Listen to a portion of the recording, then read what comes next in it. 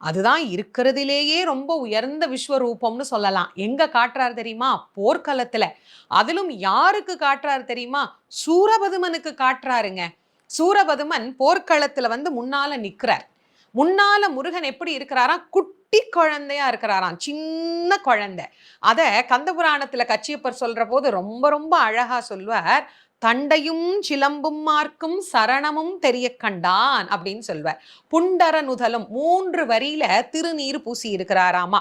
கோல மார்பும், அழகான சின்ன மார்பு, குட்டி உடம்பு, அழகான முகம். அவருடைய முகத்துல இருக்கக்கூடிய புன்னகை, அந்த புன்னகை எப்படி இருக்குதான்? முண்டகம் மலர்ந்தது என்ன மூவிரு முகமும். அந்த 6 முகமும் அழகா அப்ப பூத்த பூ மாதிரி இருக்குதாமா. இந்த குட்டி குழந்தைய பார்த்த உடனே சூரன் சொன்னா, முருகா, உன்னோட எல்லாம் என்னால சண்டை போட முடியாது. நீ சின்ன பையன், நீ கிளம்பி போ. உன்னை கொன்னுட்டா உங்க அம்மா பார்வதி வேற அழுவா. அதனால நீ போ, உங்க அம்மாட்ட போய் விளையாடு அப்படின்னு சூரன் ரொம்ப இளக்காரமா பேசினான். முருகர் சிரிச்சுக்கிட்டே சொன்னாரு, விளையாடதான்ப்பா வந்திருக்கிறேன்.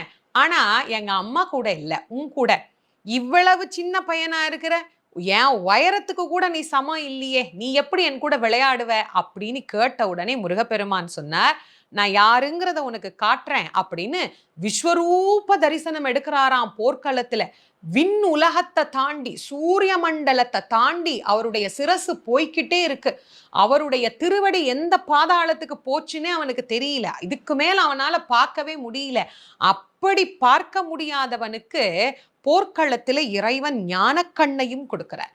நான் யார் என்பதை பார் அப்படின்னு ஞானக்கண்ணை கொடுத்த உடனே சூரபதுமனுக்கு தாரதாரையா கண்ணீர் வருதான். இந்த பெருமானையா நான் எதிர்த்தேன்?